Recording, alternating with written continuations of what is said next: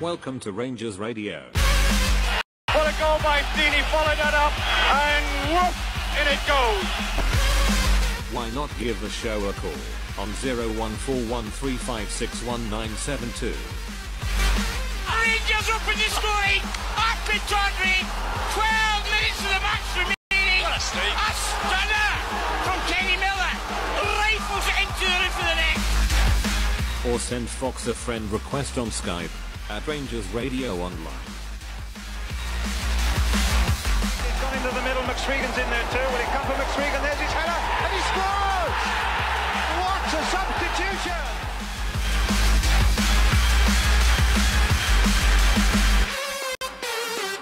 Running inside, is he gonna let flies in? Scores! Football! Scores for Rangers! Nacho Lobo with one kick of the ball to take Rangers to Manchester. Rangers are coming! The Scots are heading for Manchester, and you know what? Manchester may not be big enough. Remember, it's all about the Rangers. Hello, good evening and welcome. Welcome to Rangers Radio. Joining myself, Fox, here on the panel this evening is the one and only Bridgeman and Big Ulster. How are we doing, gentlemen? Doing very well, thanks. Hope you're all keeping well, boys. Yeah, can I say a big good evening to the guys in the panel and a big good evening to the guys in the lobby, all of them, and to all the Rangers fans all over the world. Good evening and welcome to Rangers Radio. How are you, Bridge? I'm doing very well, thanks. I'm really looking forward to Saturday to see another game, see the famous again, playing against a team that we've found extremely lucky against us. So I hope we absolutely pound them on Saturday. I'm absolutely desperate for them to pound them. They get beat last night or they get put out of the cup. Whichever way you want to take it, I call it a beating anyway. They get beat last night by Aberdeen. So I'm desperately keen to see them. Just out of curiosity, did Boyd play that full game? Did he play the extra time as well? Oh, I don't know. I don't know. Did he take a penalty? To be honest, I think he scored. Did he not score with an equaliser in extra time with a penalty? Oh, okay. I don't know, mate. I don't know. I never. There was a penalty in extra time. I think it was Boyd that scored it. All right. Kilmarnock, Ulster. I mean, one each draw. Ibrox, absolute farce at the end. Missed penalty with Candias, who I'm sure we'll talk about as the night goes on, mate. And then we went to Rugby Park, and it was an awful game. We won 1-0 up. I think from, again, memory, I think Declan John scored. And then we lost 2 terrible goals on a bad surface, but we did not play well. So we're due them one on Saturday, mate. Yeah, we are. And it'll be a tough game. If we have to be realistic, we do have opponents. I know we expect to beat everyone, and we should. But Kilmarnock, I think, will be a tough cookie because they're very good. I think their league form, I might be wrong, but I think it's something like lost 1 in their last 17. So they're definitely getting better. They're playing better football, and they're starting to. I think they're just took over 2 cards, to be honest, as far as more. But what worries me is the big centre midfield. I can't remember his name, Max. The boy for West Brom. He dominated us. Malumbo. That's the one. But I remember him because he dominated the midfield. He was the best player in the park. So if he's fit, I'm not too sure. If he's fit, he's playing. We're going to have to make sure we do a job on him. Yeah, he just kept it simple, but he stopped us from playing and won the ball back and started attacks. Yeah. A big nuisance he was. Mm-hmm.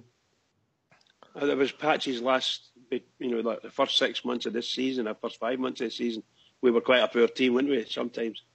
And that was one of them. In fact, 2 of them. I couldn't believe it. Ibrox, you blinked and all of a sudden, went from taking a penalty and missing it to them scoring within a minute. What's going on here, Crazy. Yeah. And they beat that Celtic team as well, haven't they, in their last run of form. Is he an argument for? I mean, this is an observation. Graham Murray's Graham Murray. Is he an argument for an experienced manager when you see what he's done there, Bridgeman?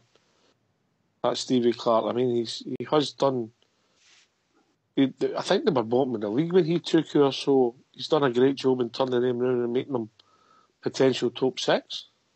Well, remember the experience he's had as an assistant for a long number of years down in the English Premiership, playing with Chelsea. You don't, and then he ended up being manager of West Brom, and I can't remember who else he was, Villa or something like that. So he's a well experienced guy, and he's came in and he's took the same players and added a few to it, but he's managed to jostle everyone around, rumble them up a wee bit. Maybe a wee bit more of strict disciplinarian, and let's see what they can do. And they're doing it. They're responding to him, much like Murty's got the Rangers players to respond to him in many cases, So he's definitely to be commended for what he's done, for sure. Yeah, were you meaning for Rangers? Were you mean? No, never said that at all. What I'm saying is, I don't even know if that guy, the manager, would come to our club, if I'm being honest, mate. But what I'm saying is, some of the boys have said it last night, and it's always been something that some people feel is an experienced manager, Ulster. Yeah, I know. I was actually talking to a few boys on one of the lobbies today, on the Facebook, one of the pages, and that's what the argument was. They were throwing in, I'll not mention them, but the Hibs manager, obviously Clark, and Rogers never said his name. I know. I'll not mention his name, but what they're saying is that there's 3 clubs there at least in Scotland who probably have more experienced manager than what we have, And I could see their points, and you can't see what Clark's done. Clark has done a magnificent job. We have to be realistic because, as you say, they were bottom. They were looking like relegation. Obviously, with Lee McCulloch, it just wasn't that working down there. They couldn't buy a win, and they've turned their fortunes around. I think they're actually, we're just looking at the table, they're 4 points ahead of Hearts with a game in hand. So that shows you how far they've come, and they're actually sitting 9 points ahead of Motherwell. So they've got that top 6 near enough, I think, guaranteed now. So that shows you the difference. So fair play, So there is an argument there if you have the experienced manager, what they can do and how they can change a club. It's it will be something that some of your support. I think they're going to be looking at it. People will say, "Look, let's give Murty a chance, and I get that. But there'll be other people, and Alan 63's been banging the drum for a while. He's saying we want an experienced, and I'm not saying he's necessarily saying a British manager, but that's the feeling I get, that people who want that one experienced British manager. But there's nobody that's hitting you in the face and thinking, he's a man for the job going forward. So we've got ourselves in a wee bit of a conundrum, Bridge, yeah? Yeah, I think I was one of the guys that came out at the beginning of this season, and when we went and got to Casina, or before that, and what I was saying was Celtic spent, they reckon, invested something £2.5 million to go and get to Rodgers. Rangers should have been able to respond the same and go and spend £2 million. If you've got £2 million, go and spend it on a manager. We obviously spent some money because we brought in Kachina. I don't know what his salary was. I don't know if we paid money to get him released, but obviously that didn't work out. So if whatever money we paid for Kachina, unfortunately, it didn't do very well out of it. But we should have been going for a top quality manager, as high a quality manager we could get. If they spend £2 million on something, we should be looking to do a similar exercise. That's what I thought last year. This year under Murty, knowing what we know, the guy's done a really good job, considering what he was left with. If he gets us through the rest of the season and we end up in second place, now this is different from what I was saying last week, because I thought we'd had a really good chance against Celtic. And in fact, I was watching the game, I'm in my Ibrox, and I saw what chance we had. We all saw it, and we didn't take it. So that was unfortunate. So if we can get us through to the end of the season and we end up in second place, you've got Rangers board, they've got a massive decision to make. A massive decision. Me personally, I have to say, watching the fans' reaction and listening to the fans' reaction as well to shall we say, the way he sat or stood in the sidelines against Celtic, and watch them making substitutions, tactical changes, and he didn't do anything because he's maybe more set in his ways. And in fact, at the end of the game, he never used all his substitutes. That tells me there's either some wrong with our substitutes or there's maybe a wee bit inexperience in the manager. So a big decision for the board. Personally, if we can get one, go and get a Dick Advocate type person and get them in. That's for me anyway. I don't think that's going to happen. No, I understand that. I'm not stupid, I'm not stupid. It's just me. Just sometimes. Yeah.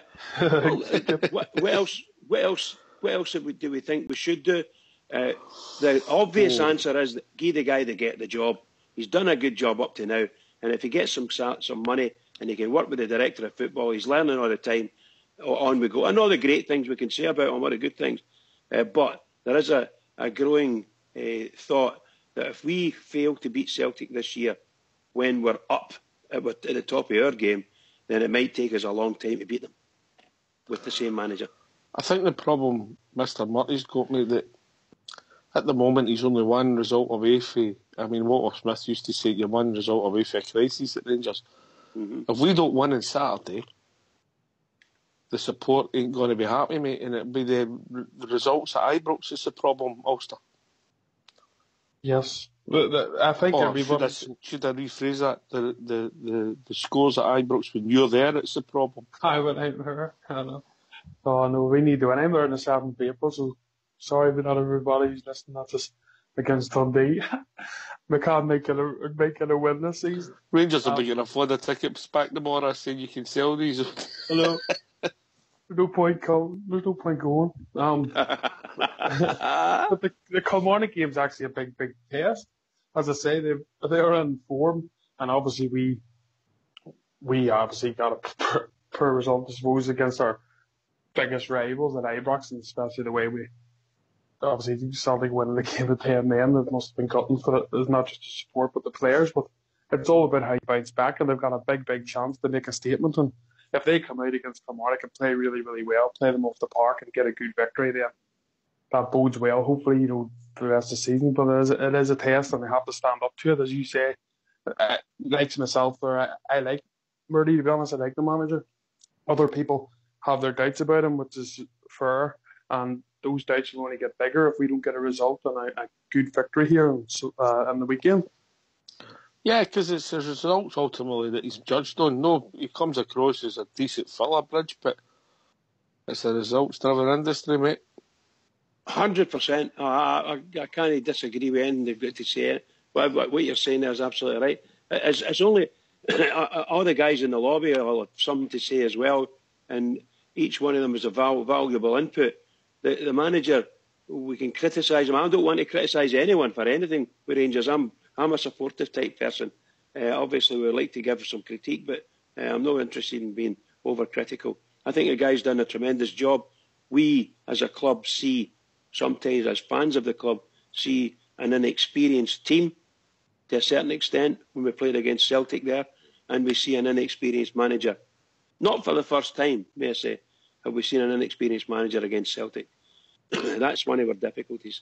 But we've been there before. We have to get through it. We'll either march on with this man, or the board have got a huge task in their hands to try. Right. It's a simple question for me. The manager situation, stick or twist. So we'll maybe put it into the lobby, and we'll have a stick or twist. We're no wanting on Mr. Murty to drive it. We're just asking your personal opinion. Do we stick or twist with Mr. Murty? So obviously, if we stick, we back him. And if we twist, we're looking for a new manager. So quickly, Bridge, while you're typing. For me, right at this moment in time, I'd stick with him. All right, okay. Ulster? Yeah, I would stick as well. All right, okay. All right, fair enough, boys, fair enough. If people want to join us, what's the number, Bridge? The number's 0141 356 1972 or 1972. Or you can join us at Skype at RangersRadio.online, where you'll be brought in the call to talk about anything Rangers related. And believe it or not, we'll get our first caller coming in already. Evening, Travel How are you, mate? Hey. I'm good, aye. Aye. How you feeling, buddy? Aye, fine, aye. Aye, you're sounding a bit better, mate. Aye, getting better every day. Gone back to work at the weekend, so. Oh. No rest.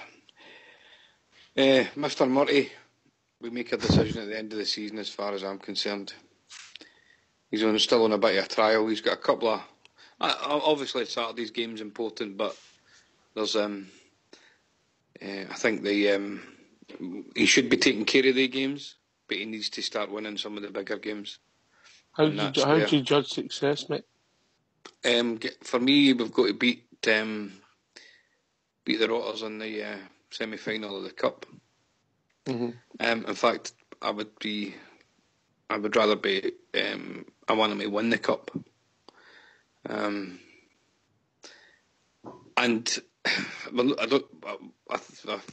I believe that we lost the chance of winning the league when we lost against Hibs. No, when we lost against Celtic.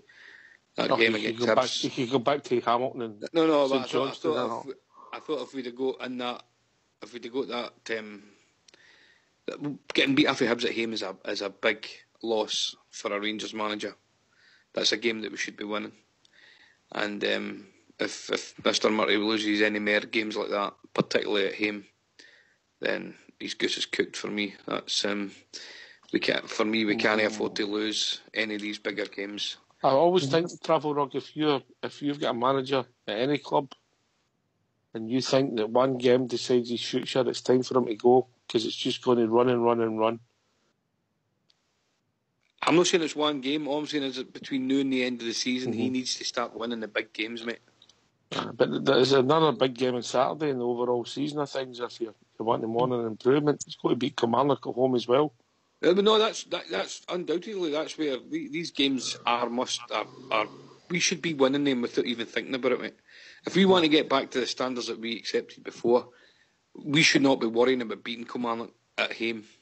That shouldn't even be. That's a given. That's a game that we win. That's the Rangers of old. We wouldn't be worrying. We'd be thinking about how many goals we were going to score. That's what I'm expecting for the Rangers team. Aye, well, there you back to our form at Ibrox. Pretty poor, mate.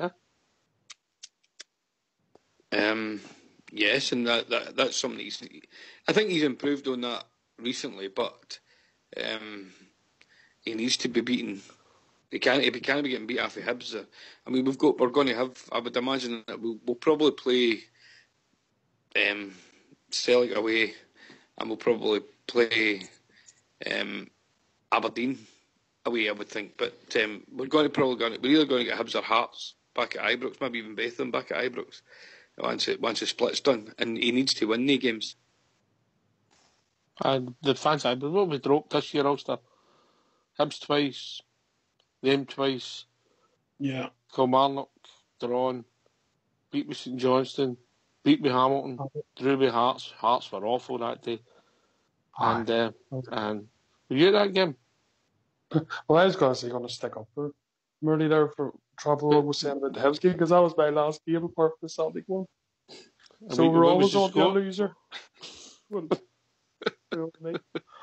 Just my luck, I think, just going to stay away. Can we just put it out there? When Ulster asks you if you can help him out with tickets, the answer for New One's got to be no. Everybody all right, Travel? Are you happy with that? Does that make sense? Understood. That's a sin, yeah. Everybody in Rangers Radio, Ulster contacts you. Help him out. The answer's no. Sorry, big man. You can still come out for the weekend. You're just not going to the game. Just not going to the game. That's shocking. Would you say that was fair? Anyway, we've also been joined, the internet must be improving in Ayrshire because we've been joined by Rudy Bear. How are we doing, Rudy? Rudy. Buenas noches. Rudy. Hi, Bridge. Hi, Ulster. How you doing, fellas? Ulster contacts you looking for a ticket. The answer's no, Rudy, all right? Definitely. I mean, that's how we sort this problem out at Ibrox. We don't allow Ulster to come in. We do something to the boat. We get somebody in the inside to mess that engine up or something. You know, and then that way Ulster can't make it on the boat. You know what I mean? Don't sink this sorry, Ulster. As long as you don't sink it, Rudy, I'm happy enough. No, I wouldn't go that far. You're talking about Graham Murphy there. It's a couple of weeks back when we were discussing this. Aye, we were, mate. We were. Like, I said the same thing. Just Travels just said the decision made. It should be made at the end of the season for me. Every game's got to be a big game in the running. As you say, we were talking about the semi-final against the Rotten Mob last night, and I said I'll give him the Kilmarnock game at the weekend, and we'll start from there first of all. Mm-hmm.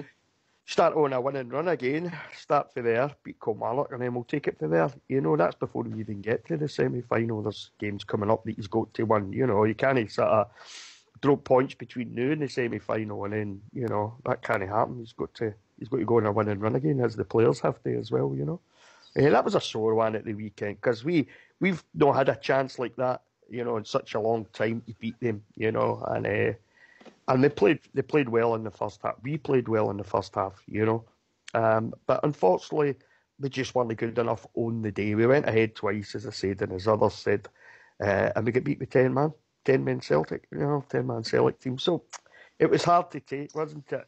But it's gone now. There's nothing we can do about it. It's in the past. No, you need to look forward, mate. You look forward. You look forward. And as I said, we start on Saturday with a win against Kelly, and then we take it from there.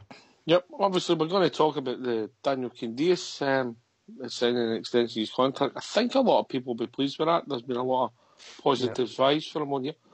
But we're also going to ask you the question about this constant demonising the Rangers support, mate.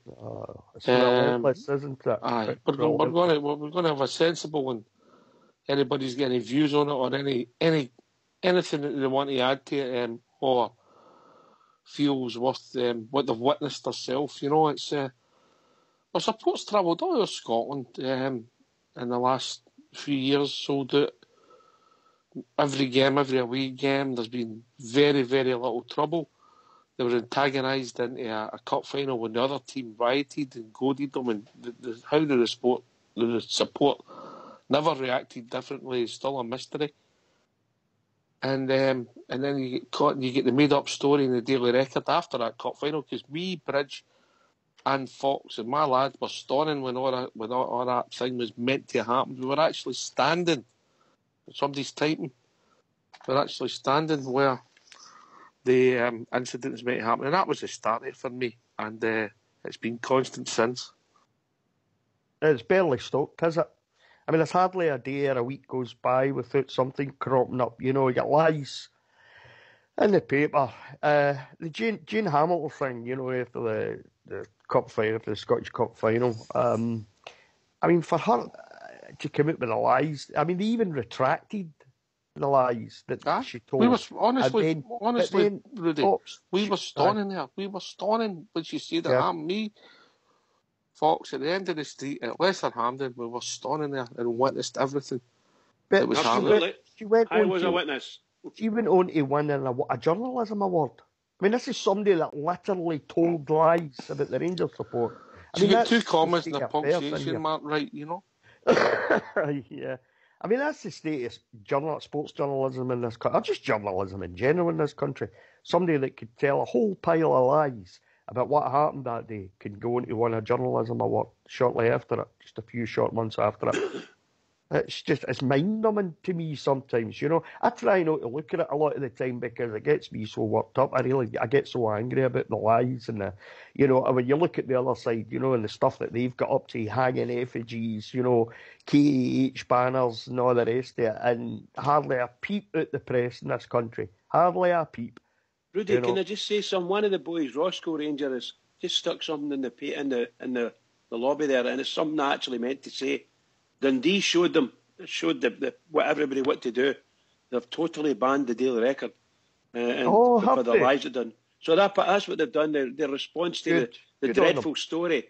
I believe it was put down to the editor or some sort of editor, and it was his last day at the Record, and he put out this story, and it was a negative story about Dundee, a terrible story about Dundee, I believe it. So Dundee, apparently they've shown him out of day, just banned a whole lot of them.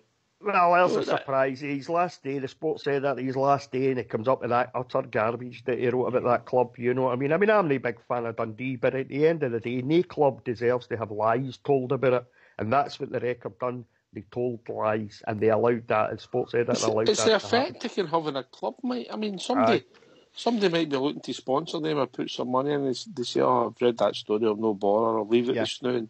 Yeah, but that's I mean, and then ultimately the people who suffer most of the support. Anyway, we've been joined by the one and only True Blue. Evening, True. Evening, True. Boys, you're singing my song, and right?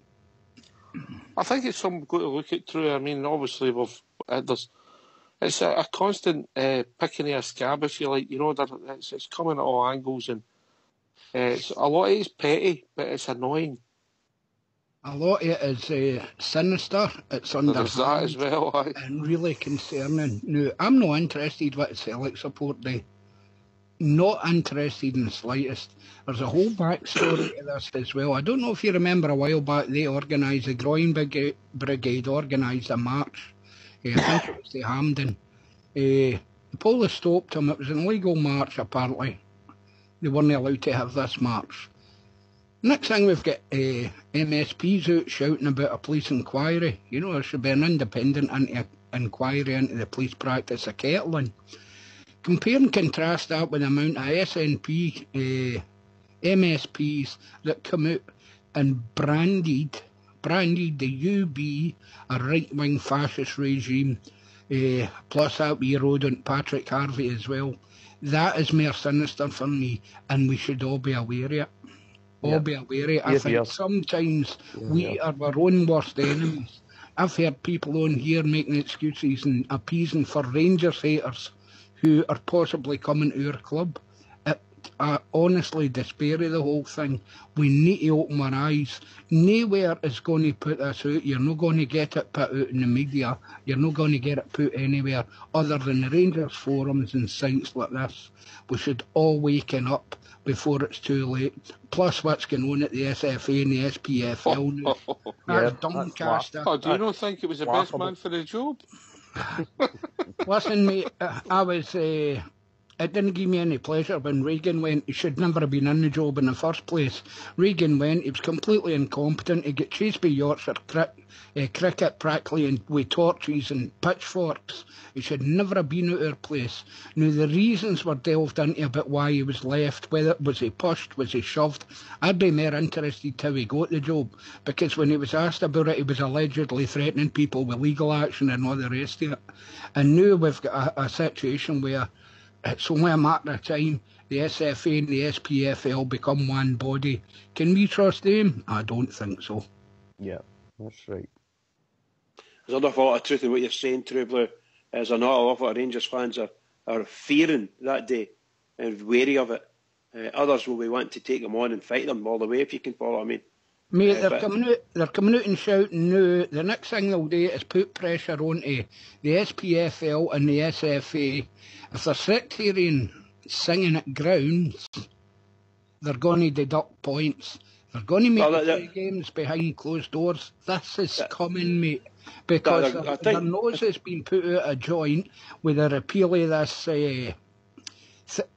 Offensive Behaviour at Football Act. They're looking at one way or another to get to us because they know we are politically their enemies, and how they brand us is absolutely unacceptable. Now, I think it was Travelog that mentioned it last night about some of the supporters groups should be coming out and singing loud and clear about this, as should the club.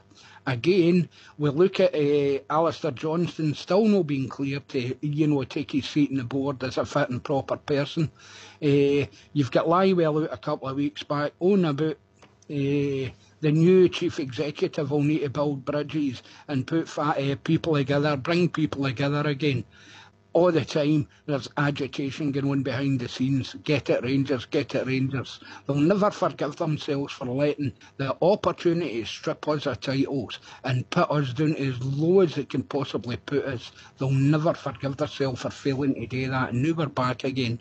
We need to open our eyes about this whole situation politically and culturally. Sorry, I was away there. No, there's nobody. Right. I don't think there's anybody else. Time for shout-outs. I don't think there's anybody who'll disagree with you, True Blue. I think one of the things that comes out of that is when they put this to the boards of all the clubs, that will you take responsibility for your fans in the grounds? They won't get one vote. Not one club will vote for it. They just won't vote for it. But they may, somewhere along the line, get some legislation passed that would allow the boards of the SFA to pass these rules and regulations that you're mentioning, which they'll probably end up in a lot of trouble with the clubs for. At the present moment, the clubs, none of the clubs will do it because, you know, just imagine Rangers fans going to wherever it be, Ross County, you know, and they sing the Billy Boys. And I was just saying this, listen, they sing the Billy Boys. The delegates could be there and say, yes, there was a sectarian singing, but is it happening in your ground at Ibrox or is it happening somewhere else? Are they going to make Rangers, shall we say, or any other club responsible for travelling fans? In which case, it's from the home all the way out. They must be responsible, not just at the. Do you follow what I mean? They could expand this all the way out. We need to watch out on that because the fans need to wisen up too. If that's going to be the case, we need to watch what we're doing because you're right. Everything you're saying is absolutely right. They'll come for us. They will. Well, the other thing is, the more they come, the more right-wing people are going to turn, Brid. Yes. For every action, there's an equal and opposite reaction, and this is coming, mate. You picture a situation. Sorry. No, on you go. On you go. Rudy. On you go. You picture a situation where there's a tight league campaign, and some team gets whether it's us or whether it's them, gets deducted 3 points, which results in the loss of the league. What do you think's going to happen? There'll be uproar, man. Aye, sorry, Rudy. No, you're all right, true. You were on one there. I like a man that knows his mind, mate. You know. Rudy likes our rant. I spoke to my mate recently about this, and you're right, true. This is coming. There'll be anything to stop us from winning that league title. Any excuse. The worry I have about the whole thing is there'll be lies told about our support to try and take points after us in the future. That's what I'm really worried about. They'll pick at anything, any excuse, and it'll be a constant battle when this comes in. I mean, my mate were talking about it just 2 or 3 weeks ago. That's what's going to happen. It'll be constant. We'll be constantly fighting against them to stop them from doing it to us. And the thing about the OBFA Act, that was designed to get at us and nobody else. It backfired on them. It didn't turn out the way they thought it was going to be. It was going to get the big bad Rangers supporters. That's what this was. Act was all about. Rudy, can I ask a question on this topic? And I just asked that a wee bit earlier. Are we saying that they're only going to get the fans that sing, whomever they support, right? If there's any singing just for saying it on the ground, are they going to be able to say who's singing it? And I mean that loosely, because I don't know whether it's. I think some people are saying it's sectarian singing, and others could be singing it's, shall we say, not nice. So that could be anywhere, right? Any at all. So there could be fans hating each other, shouting all the nasty obscenities rather than be sectarian about it. So that could come in. I don't know. I'm just asking the question. If it's the club who's, let's say it's Rangers fans, and I mean this sincerely, if it's Rangers fans, then that'll count all over the country, as I say. It'll count on the buses when their boys are travelling. It'll count in the cars. It'll count when they'll walk along the street.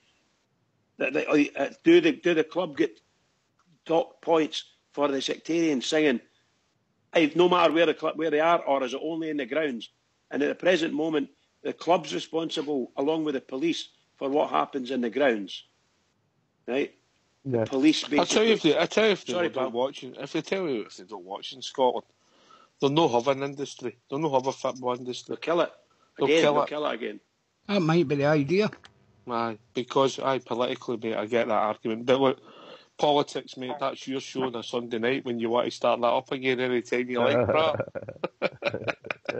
True blue. No, but it affects the Rangers, Oxchair. Aye.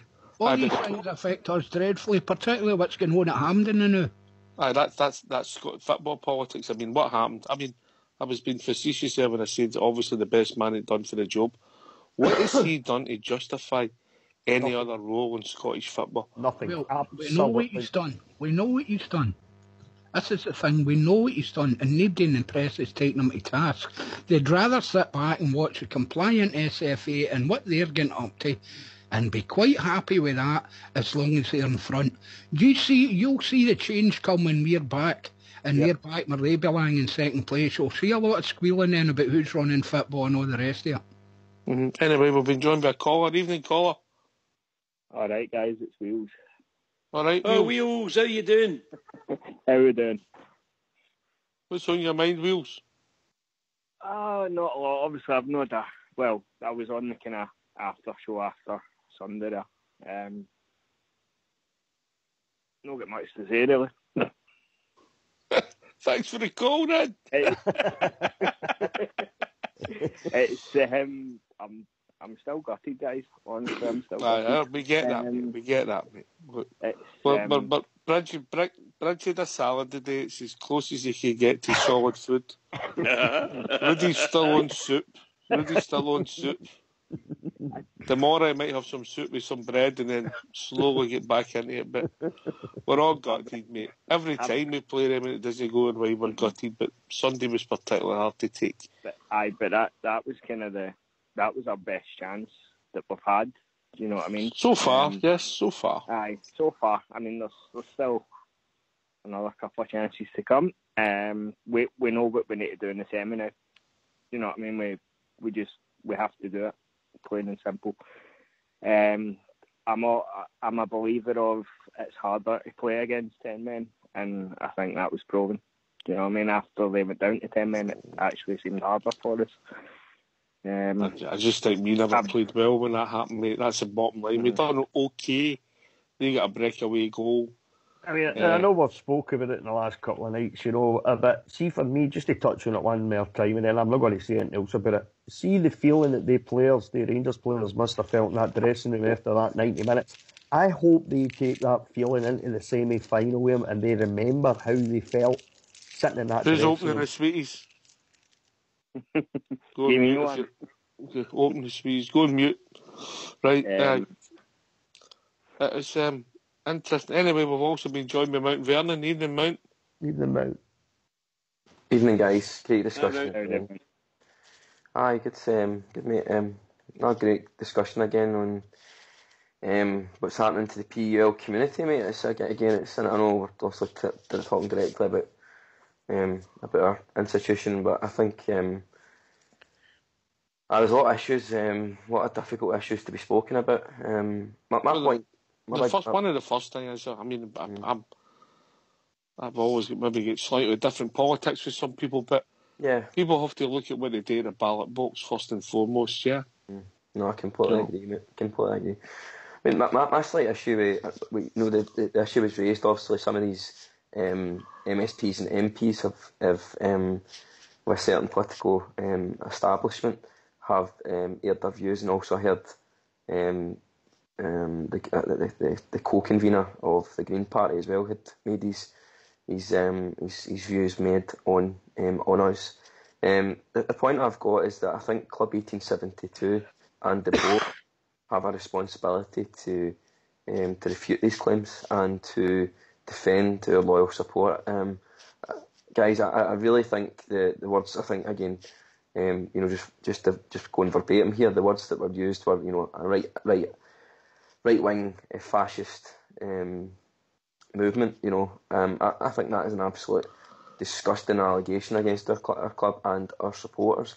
Mate. And I think for the club and especially the fans representation group not to have commented on that, I find it appalling. I find it negligible. I think we, as a platform, obviously are discussing it, and I think we'd all agree as a platform that we don't particularly agree on that point, But I just find it absolutely astonishing that the club and others have not come out and said it. Well, you'd like to think, and I'll take this to Ulster next. You'd like to think that they were taking time, gathering their thoughts before they come out with some kind of retort, Ulster. Yeah, I think they need to. Because, as Mike had said, that there was right-wing fascists, there was all different sorts. The fact is, Rangers give that group a block in the stand as a singing section. And their base is that they're trying to say that Rangers are letting fascists and right-wingers to come out and sing and do what they want at Ibrox.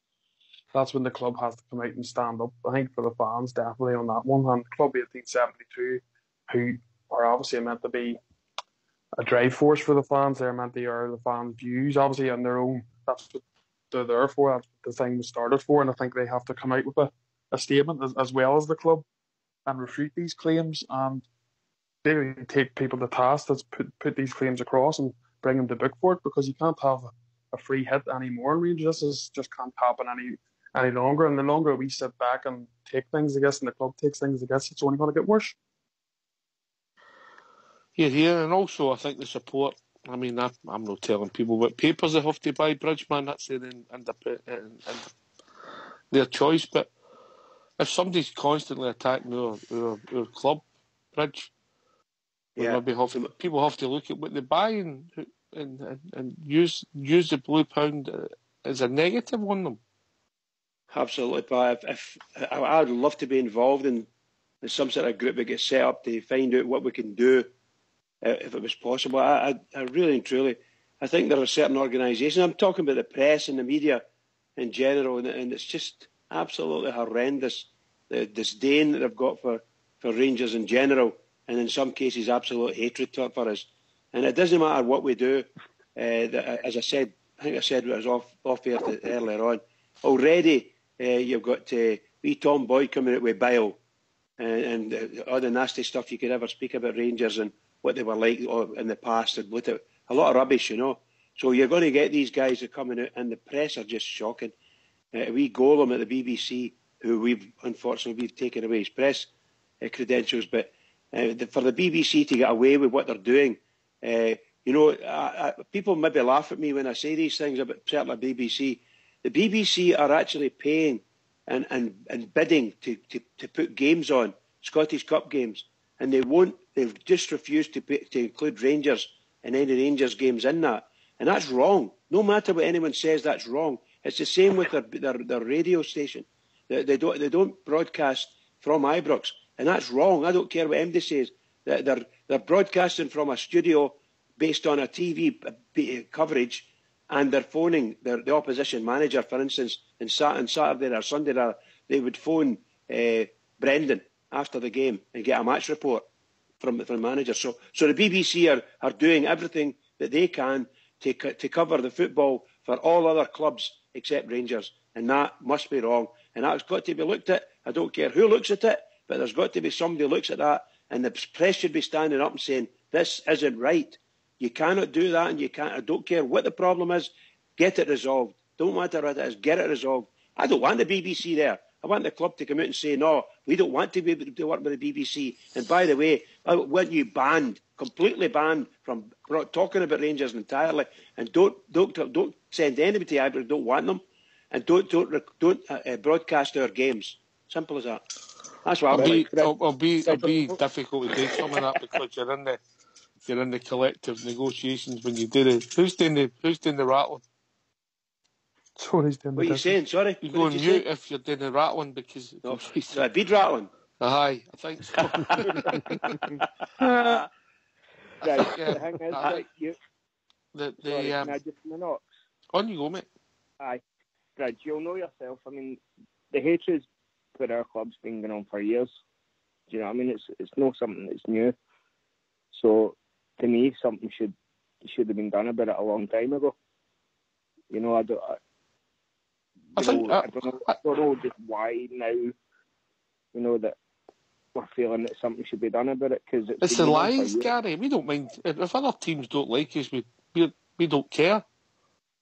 Yeah, other teams hating us or not liking us is something we've always accepted. But it's the lies and the constant attack and belittlement of people who. Yeah, a crowd of young boys having a match. They're going to the game. Them bit of boisterous, no causing really any trouble. Yeah. The same things most likely happened at the other end of the park, I would imagine. Yeah, their group have met up and marched. Have you heard the report that came out today what was that? about the young boy? So during the game, you'll probably know that they threw their fans through it was like a grenade or a banger, a banger or something. A wee boys actually went deaf because of it. The last I heard, he left the ground and he was traumatised. I don't know I know it's reports today that he's actually went deaf. I mean, in the last couple of days, guys, we've had Celtic fans, or if you want, whatever you want to call them, I'll call them vermin, because that's what I think they are, attacking the wee Rangers club. We had them attacking Rangers fans in Govan. They were fighting with each other outside a pub. Outside a pub. You had the Scott Sinclair incident. It was plastered out of the papers before anybody even knew what the truth about that incident was. And then you had the Russell Martin thing swept under the carpet. I mean, that's only in the last couple of days. You know what I mean? This is constant. It's relentless. It goes on and on and on and on. And the silence coming from our club is absolutely deafening in these matters. Can I ask a question, Rudy? It annoys the life out of me that our club won't grow a pair and stand up and talk out about all these incidents, all this stuff that's going on. You can go all the way back to the Scottish Cup final against Hibs. They get away with that. They actually get away with their fans coming on the pitch, rioting and attacking Rangers players and Rangers backroom staff. They go away with that. There's no another country in the world where a team would have got away with that if their fans had done that in a National Cup final. Yet Hibs got away with that up here. In fact, not only did they get away with it, Rod Petrie got a promotion at the SFA. Aye. That was sickening, man, that they get away with that. And it was even worse that Petrie got a promotion. That's what we are dealing with in this country. What's the big weapon? What's the big weapon we've got? And it's the most difficult one, mate. It's bums and seats, isn't it? That's it. Because it's a loyalty card that the support are getting charged with, innit? Yeah. I mean, how do you tell the Rangers support no to go, mate? And I would never want to tell anybody I would either, because I spent years, Ox, travelling to every ground I could get to where Rangers were playing, you know? I haven't done it in the last few years because I refuse to give anybody else money. It's hard at your age, mate. It's hard at your age, mate. You know? I've got arthritis. I've done that as well, you know what I mean? So I find it hard to get about nowadays. But arthritis in the wallet, man, like. How can you tell a young team not to go to away games and all that? Exactly. Nobody would have told us, would they? Exactly. So you can't tell a young team not to do it, you know. And even the older players that still do it, they've been doing it for years. You can't say to them, don't go to Hibs, don't go to Hearts, don't go to the Piggery when we're playing there. You can't do that. You just can't do it, you know. But you're right, though. It's the biggest weapon that we've got is the blue pound. And we can't use it, unfortunately. You know? Let's take the BBC. Bridges, one of Bridges' pet hates first and foremost. I despise the BBC. I'm like Bridge, I despise them. So, what is that affected the brand? No dealing with them. Bridgeman, you come in. Has it affected the brand? Well, in my head, part of me says no. There's been no effect at all. And in fact, I'm quite happy they never come back. However, I'm not a business person related with the club. All I'm saying is that there are bids going in and have been going in. As you saw, there was live football from Parkhead on the BBC and another live game again in the Scottish Cup.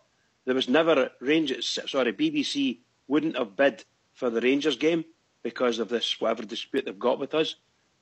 So that means, yes, to a certain extent, there is an effect and an impact. However, as a support and as a supporter, and I'm only individual in this case, I hope the club come out and get them disowned completely. Do it officially. I don't want any nonsense with them. If you don't want to come to do the job right and do your reporting right, then don't come at all. And that means no reporting whatsoever from the studios on a Rangers game. No reporting on a Rangers game, home or away. So the BBC Radio Scotland show. You're turning into a politician. What was the question? Sorry. What was the question? I'm saying to you, in one way, as far as I'm concerned, there's no impact for me. But as far as the business part of Rangers is concerned, is the stadium full?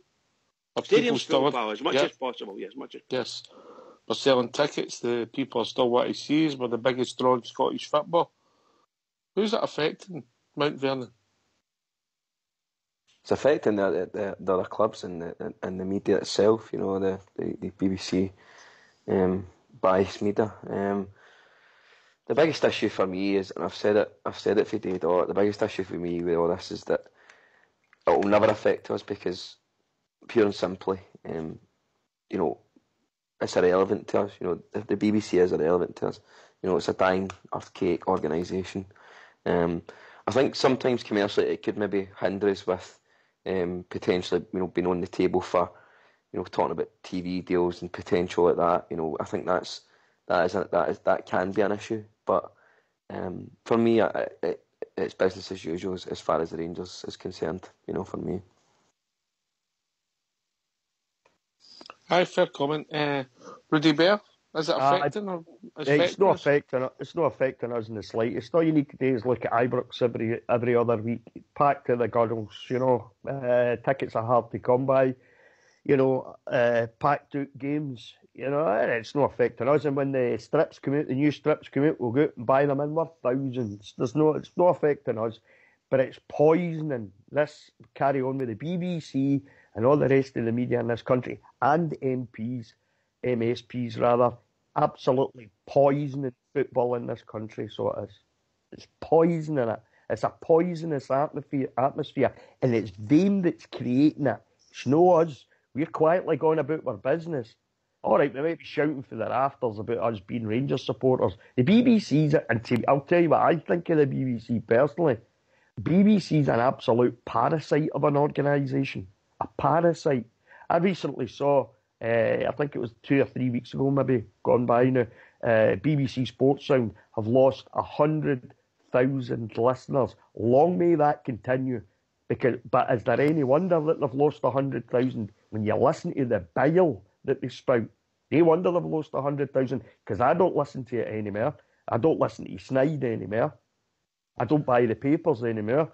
I get my news from where the reputable organisations know the BBC. I wouldn't trust the BBC or listen to a word. Is that text you get for Ibrox Loyal in the morning? I haven't got that far yet, but that might happen. I wouldn't trust the BBC Ox as far as I could throw them. They're an absolute parasite of an organisation. And I've thought that, this is not a recent thing, I've thought that about the BBC for a long time. And like Bridge fan, the sooner we have absolutely nothing to do with the BBC, and that includes them talking about us on radio station, the sports programmes, them showing out our highlights, which is going to be hard today, but them showing our highlights for the viewing figures. That's why they show us for the viewing figures, because not only do the Rangers support watch the highlight package, so does everybody else, the Tims especially, and that's why they show us. You know what I mean? The sooner we can put a stop to all that, the better, as far as I'm concerned. That's what I think. BBC. Mate. I think I get it. I'm going to bring Fox in. He's somebody who's always looking at these kind of things. Evening, Fox. How are you, mate? Aye, okay, pal. I'm not really, as you know, I'm no political animal, mate. You're a lover, mate. I know that, mate. You're a lover. Aye, I don't go in for all that, but I see you the same as every other Rangers supporter, be it press, radio, or whatever other medium that you listen to, mate. They are tarnishing our club, our support, and have been doing for years. And I think the thing, a lot of it, I don't know if people will think I'm right with this, but when we banned Golem, mate, I think it was like the press all got together and said if they can shut up one reporter, they can shut us up all. No, us up. And they've turned really against us. We were quite right to ban Golem for his attitude towards Rangers, mate. There's no doubt about that, but the press are now looking at us and blaming us for all the ills that they created themselves. And it's a situation I don't see being resolved soon. So I don't know how it's going to work out in the future, but something's got to be done about the biased reporting, mate, especially in the BBC, which is a state-funded organisation. And to pick out one group out of all the groups in Scotland, mate, and absolutely tear into them all the time, mate, is wrong. And the BBC in London, their head offices, have been contacted on many occasions about the antics of BBC Scotland, and they're now ignoring it as well. The only way for me is stop paying the licence fee, mate. Here, Fox. Well said. That's what I was going to say, because the question obviously is who's it affecting? I think it's affecting us. It's affecting, like myself, I pay my TV licence, but I'm not getting offered the same service as every other club and every other supporter of every other club, not only in Scotland, but Northern Ireland, Wales and England. And we are not getting that service because we're Rangers fans, and I think that's an absolute disgrace. Well said, big man, well said. Can I come in on that?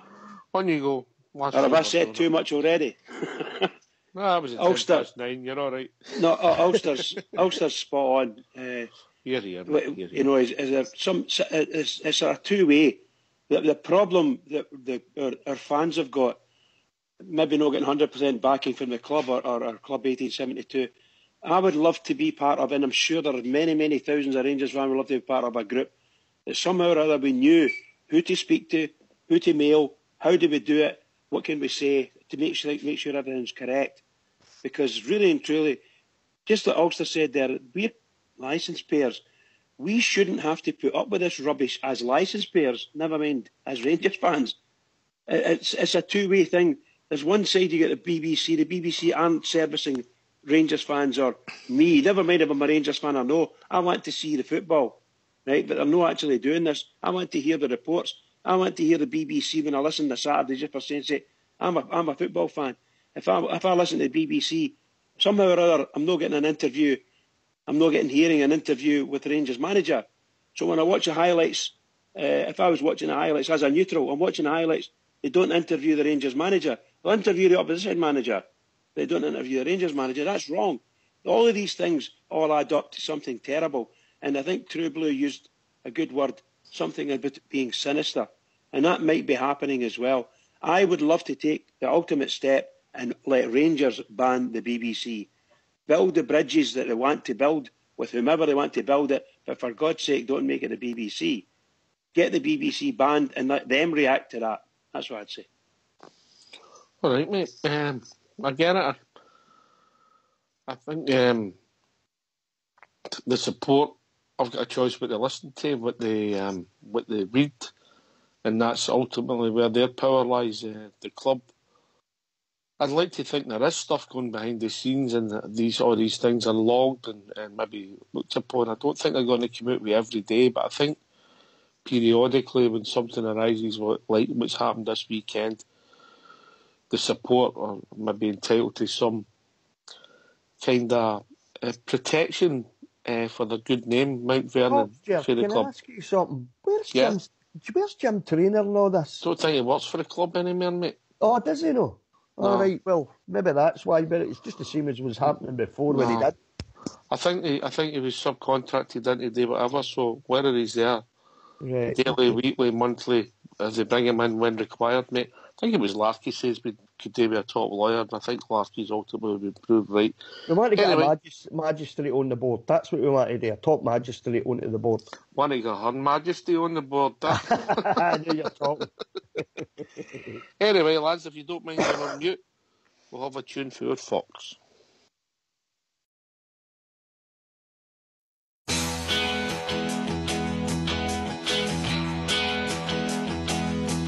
I sailed the wild Atlantic, crossed the broad Pacific shore.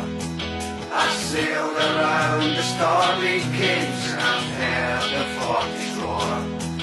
I climbed the Indian Ocean and I sailed the China Sea. But there's a sea back home in Scotland, more than all the rest to me. It's the blue sea of my God. It's the cleanest sight that I have ever seen. It's the blue sea of my God. And it's not on the religious way of me. No more I'll sail the seven seas, no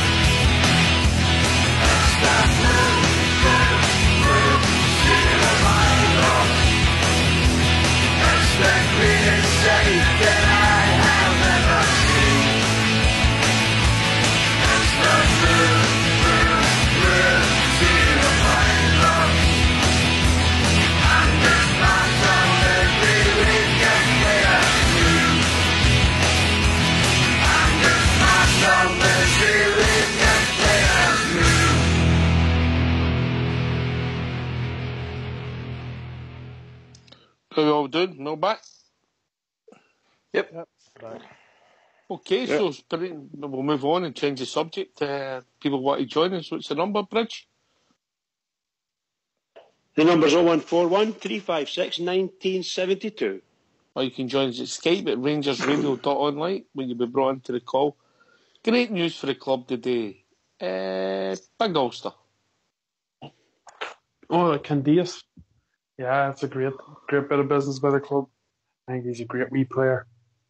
Gives everything, so he does. You see him, he's running non-stop, and I think it's a great job we've got him tied down, to be honest. I think him and Tavernier have done a good bit of work together down that right-hand side, so I'm glad he's got another 2.5 years and keep that partnership going.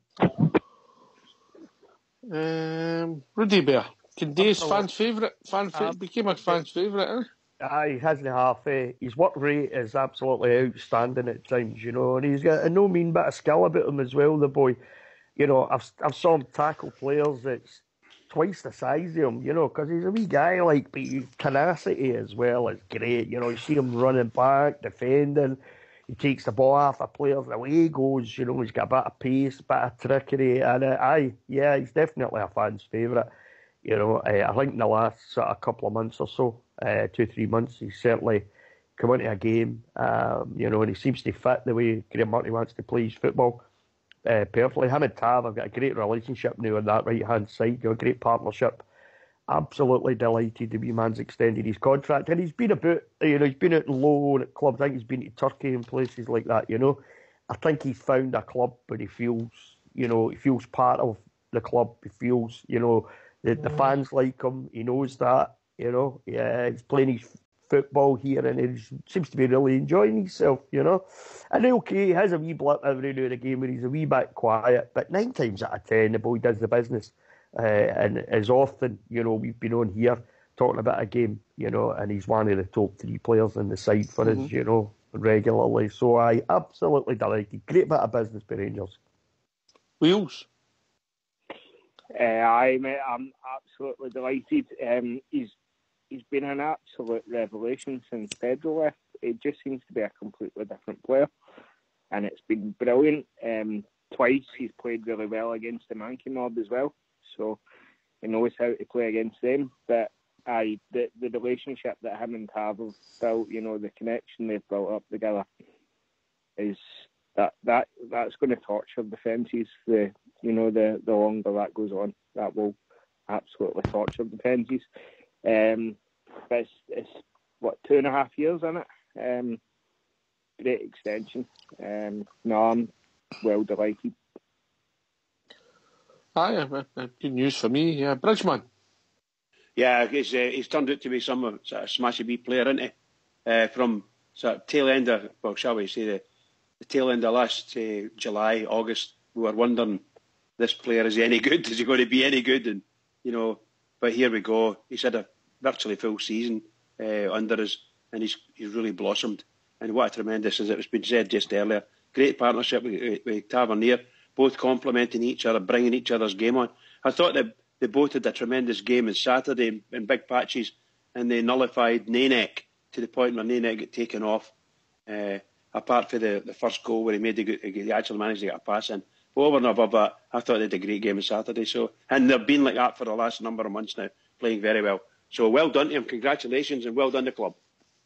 To be fair, the first goal was completely on the other side of the park for Taven. Yes, but you know what I mean. It's from a fullback, round about wing area, Aye, but it was the other side of the pitch. Absolutely, no. I'm just saying it. There's some of these people manage to get the ball across. That's all. So from a wide position, I should have said that. It's been a nice surprise as well because nobody's seen it coming. Do you know what I mean? I certainly never seen him extending his contract. And there was no signs of it from the club at all. All right, Fox, you pleased with that? Candice?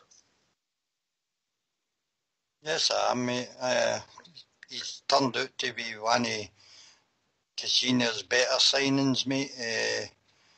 I think at first he suffered under Pedro. I don't think he was consistent at first, but in the last, say, 6-8 months, mate, he's been very consistent. No, mate, and I've quite liked Kashina, as everybody else says. He's a good worker for the sides. He's quite deft, nice touch on him. Links up with Tavernier to cover that right-hand side. I think he's 29, isn't he? 28, 29. So that would take him to about 32, 33. Aye, good signing for us, mate. We seem to be secured quite a number of players for next year already. Good work with the board to sign another contract, mate. I'll just take this from the panel quickly. Has he been arguably my player of the season? Bridgeman? I would say he's not far off it. I honestly would put I would put Tavernier in there, but the amount of work they've done together is not far away. He's not far away. So if I went either way, I wouldn't be unhappy. That'd be interesting. I think he was one that came in a 2-year deal. So obviously, if we think he's going to be party for next Christmas, he could be looking to walk away. So it's made sense for the club, Rudy, to do what they've done. Aye, smashing. I mean, I think Mark Allen's been great work behind the scenes.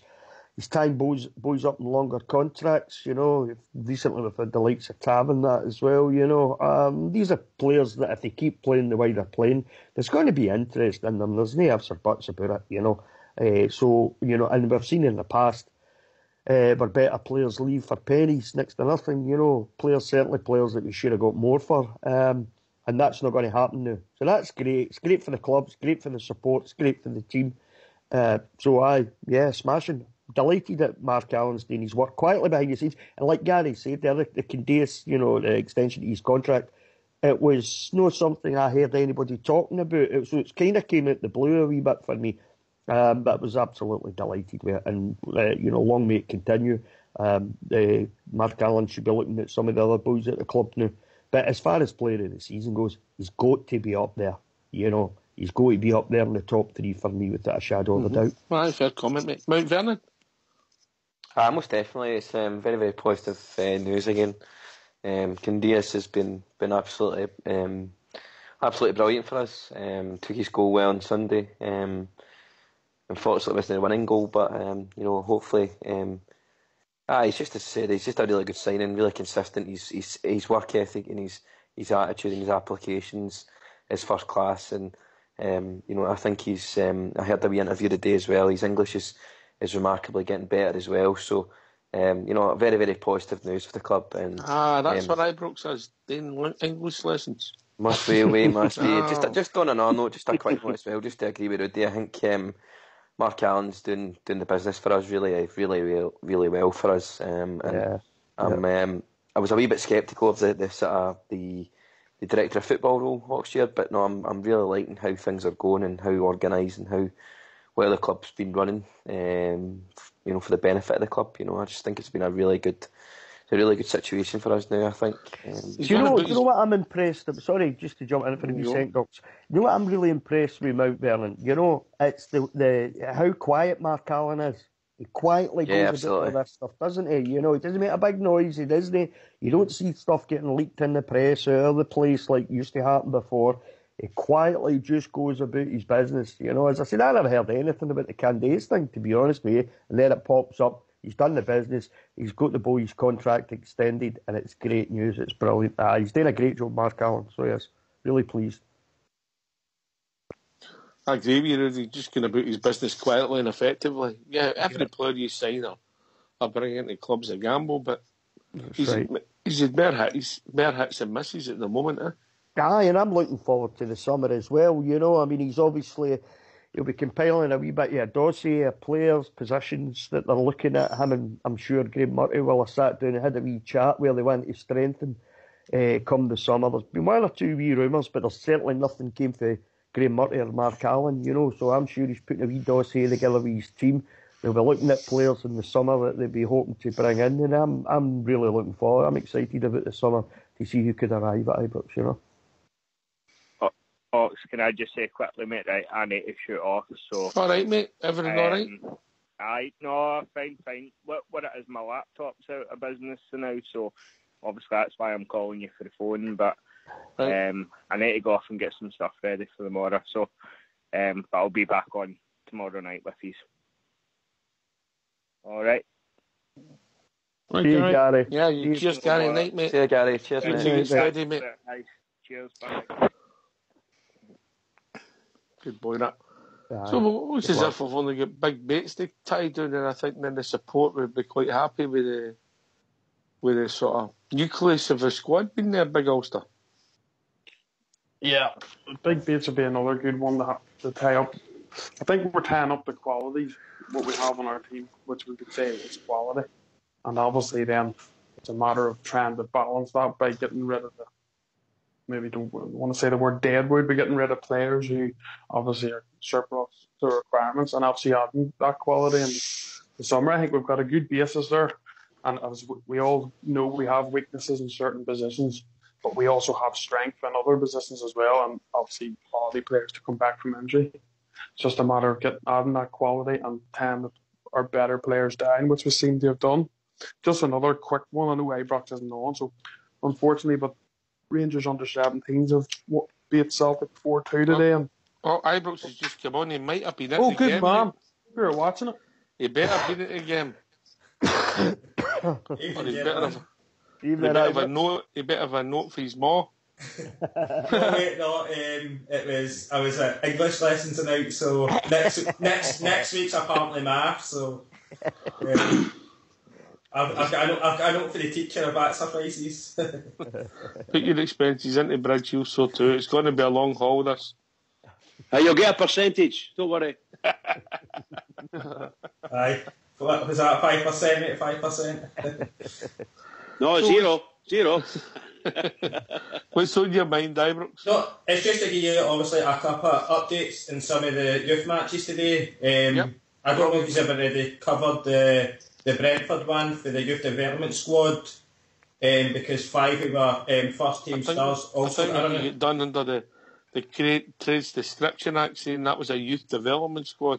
Well, I did say to you, mate, that you're allowed 5 overage players. I did say that because the way that they're kind of looking at it is that was a rule brought in for the All Reserve League that's always made its way through the reserves and then the youth development. So the team for that was obviously Alnwick, Hodgson, Wallace, Aidan Wilson, Shields, Dorrans, Hardy, Kelly, Rudden, Atakai and Dallas. I was listening to a wee bit for Billy Kirkwood earlier. What Dallas was it, mate? It would have been Andy Dallas, mate. I know there's 3 or 4, but apparently they're all brothers. So that was a kind of letdown for me, if I'm a bit honest. It didn't work out the best for us result-wise, but Billy Kirkwood did say that this match was all about getting my first team players 45 minutes or more. I think Dorrans only played 45. I think Wallace might have played close to 90. But it wasn't the greatest of results in that one. But as Big Ulster was just saying there, I'll give you the update in the Glasgow Cup match. Obviously, we're under 17s, bet Celtic 4-2. It was a hat-trick from... What round? Well, let me just have a quick look here. Well, when I've been final, so as I said, I've only just come in, so I've got obviously it was. I'll give you the squad first. Where is it? I had the squad here. Give me 2 seconds. Just jumped off the page. I don't. Well, it was 4-2 anyway. It was young Josh McPake get a hat trick, and the young. What was his name? Josh McPake. I thought you said something else, mate. No. And the young boy Kennedy as well, who has been called up to the Scotland under 17s yet again. He's starting to make a name for himself, that young boy as well. So beat them 4-2, mate. So we beat the unmentionables pretty heavily. So young Josh McPake was obviously outstanding by all stretches of imagination. So. I'm going to go to Fox for this one. First and foremost, what Ibrox said. We seem to be getting a lot of things right with the young teams, Fox, but when we sort of play the under 2021s, it's the results aren't as great.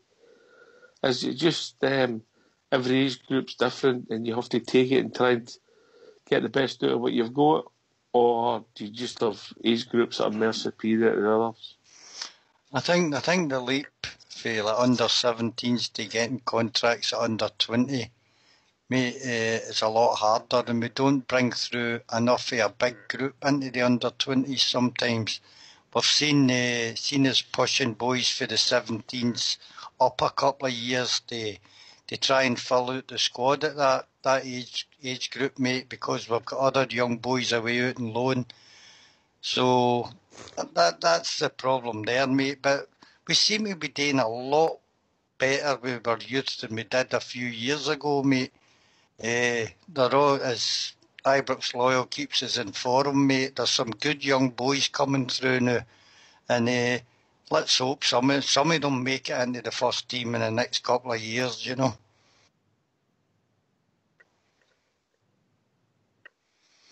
And that's got to be the aim, isn't it?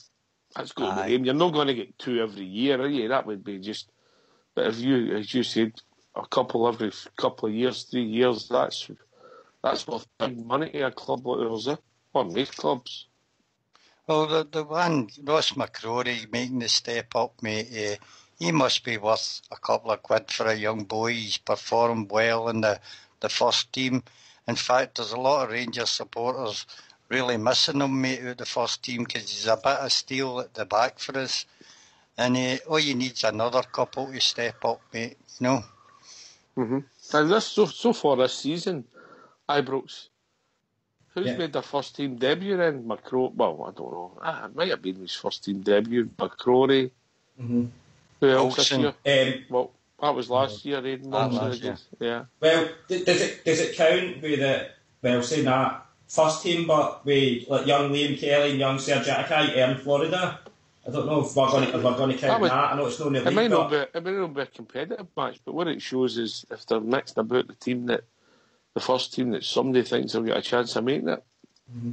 Yeah, no, definitely. As I say, for me, I would love to see Liam Kelly get his chance. I see him as doing the exact same path that Alan McGregor took when we were out loan for a few seasons. Alan McGregor got one really fantastic season at Dunfermline, ended up coming in and becoming our first team goalkeeper.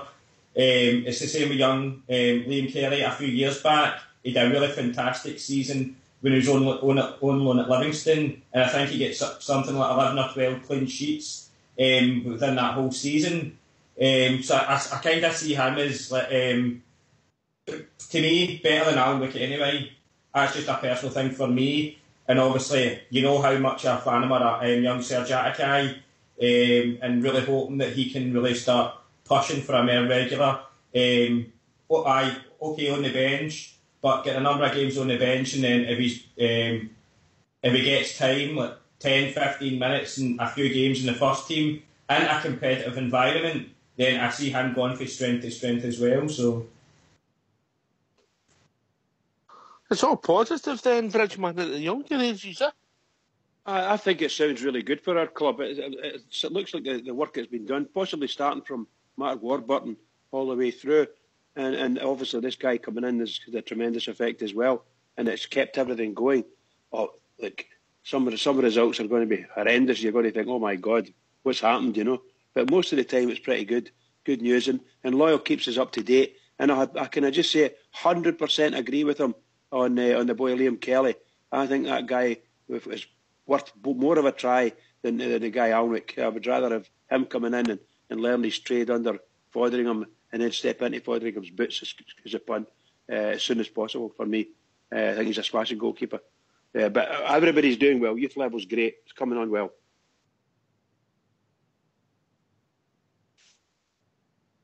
You wouldn't happen to have picked up in the Utrecht game? Sunday? I'll pick that up, mate, for like a couple of minutes if you want to go to something else, and then I'll get a hold of it. I've got it saved anyway to my computer, so... Alright, on the bottom. Ulster. Yeah, the youth teams are doing really well.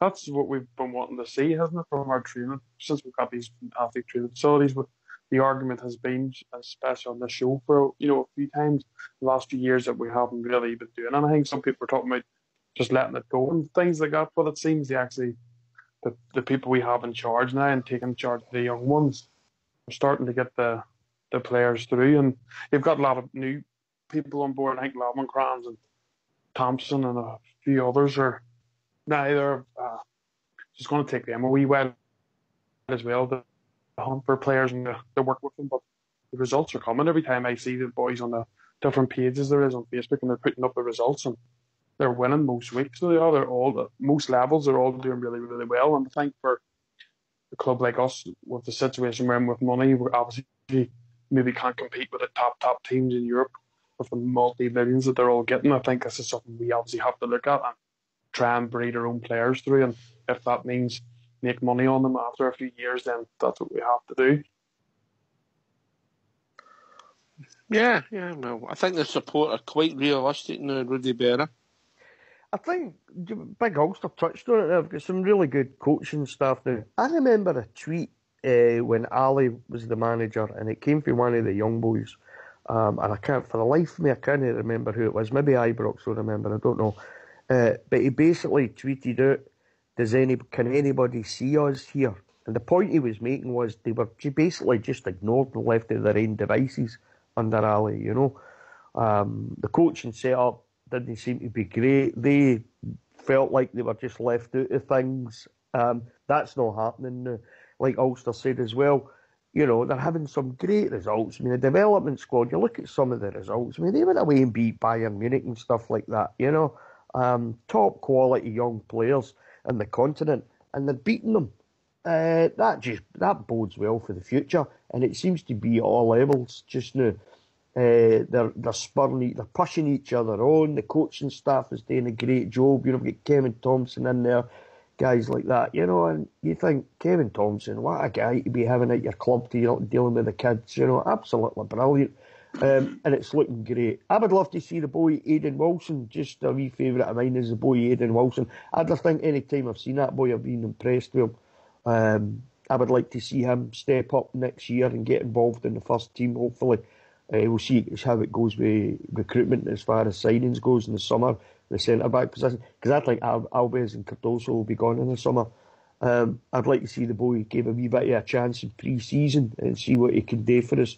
But it's looking smashing, and as you say, Ox, if you can bring in a couple of these boys maybe every 2 or 3 seasons, it's going to be great. And the Rangers fans, the Rangers support love to see young players coming through, If we can get a McCrory, maybe once or twice a season, every season or two, if we can get a McCrory coming through, that'd be fantastic for the club, for the team. It'd be great for the support as well. But they're all doing really well. I'm really chuffed, really pleased with the way things are happening behind the scenes as far as the coaching goes, and the young teams, I think they're doing really well. Yeah, I've just got that for you up there just now. We beat FC Utrecht 3-2.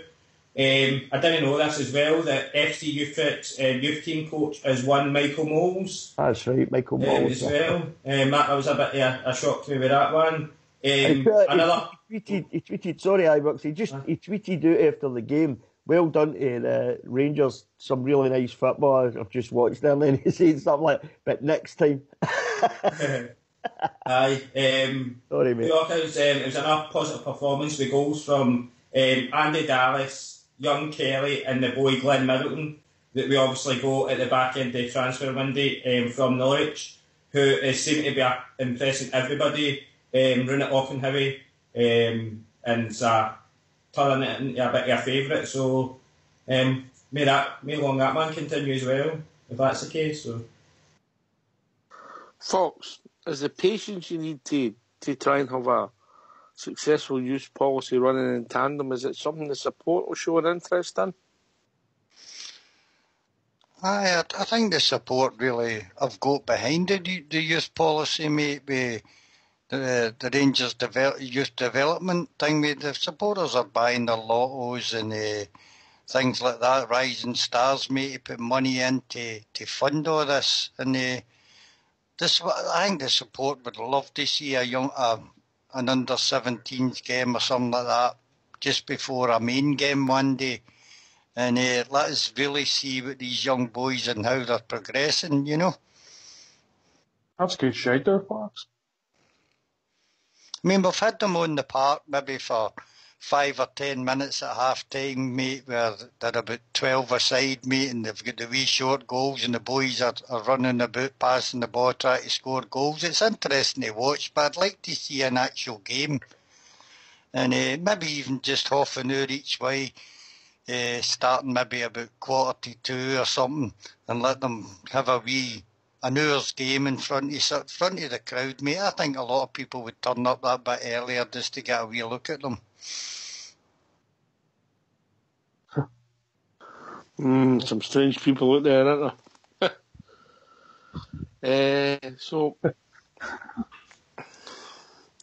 What do you mean by that? You? I think our young team's winning too much the pandemic. Get a flight and keep watching them. How many players do you think it's realistic? I mean, I know that class of 92, 5 players for that sort of one United youth team, but it's never really happened, does it? Such the numbers that the people have been successful. What do you think is realistic, Fox? Well, they say 2, maybe 3 every couple of seasons is what they think abroad at the academies. But we beat Bayern Munich not that long ago when we went there to play them. I could bet you they'll get more than 1 or 2 of their youth sides where we maybe no get the same out of our youth side, mate. I don't know how. I think when our young boys find pubs and birds, mate, they tend to get distracted a wee bit, you know. Remember, I was with you on Saturday nights, not just young boys. Right, carry on. He's got you there, Foxy. He's got you there, pal. What about yourself, Bridge? How many is realistic? How many do you take? 1 every 2 years? Well, a McCrory at different positions coming in every 2 years. I would think that would be success, huh? Well, I think a big success, really, to get someone to come into your first team and be as, shall we say, popular and become a mainstay of your team, possibly first name in the team sheet. That'd be fantastic if you get that every 2 years or something like that, you know. If you get more, it'd be brilliant. But you a part of that is, you know, you're bringing these guys up and you're selling them on, you know, or you're putting them out on loan, then you're selling them on. Admittedly, some of them are going to go for very small fees, you know, but they're going to end up in good clubs because Rangers have got a tremendous reputation. They had, and they're starting to build it back up again. And it's really good. It's really good. And if we can get 1 or 2 every couple of seasons coming through into our first team, getting a chance, and even then they might want to move on. That's fine, no problem. But you have to make people aware of it, make the first team aware of it, and they must be able to play in the first team. Otherwise, there's no success. Hi, Brooks. What do you see success, and what do you see the numbers wise, which would be successful for yourself? Well, the way I've looked at it, and I've looked at, as Fox was saying there, the Bayern Munich model, as we've just described there, the Utrecht model. The way success, I think, is measured is 2 players every 2 to 3 seasons that can come straight in and be either first team regulars or, as you say, Ox, make the club a bit of money down the line. I don't know if you all remember it, the My Blue Heaven series a number of years ago, when you had the young goalkeeper Callum Reedford, you had the young centre attacking midfielder come striker, the young boy Stevie Lennon, who still was playing in Finland until last season, I think. And you'd have 2, 3, 4 maybe players in that team that they were expecting massive things for. I think John Flecken as well, I'm not too sure.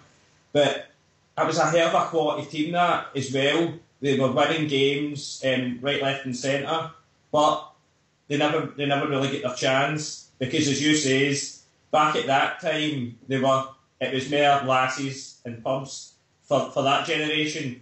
But I think this is a completely total generation here. These players are very, very dedicated. As I says, when they go abroad, and have been like a half dozen times, I think, in the last couple of months, and they always get massive respect for like the coaches of the foreign clubs, the hotels and that they stay in. It says the youth development squad, they hold their head up very high and they do our club proud. So I think this is a different generation. And if we can get 2 players every 2 to 3 years, I'd be happy with it. All right, okay. What about yourself, Mount Vernon?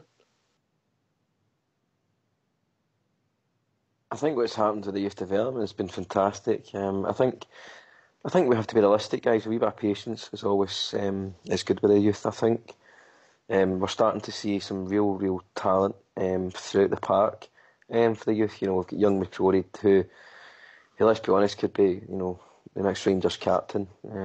Certainly in my opinion.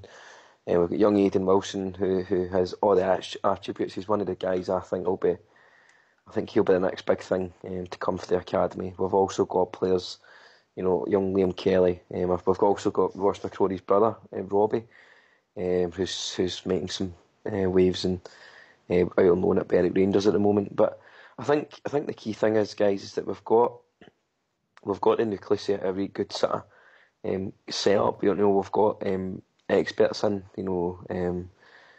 Mr. Mulholland seems to be getting things right with youth. We're winning matches, but the development side is beating some very, very impressive. One of big matches, mate. Yeah, mate.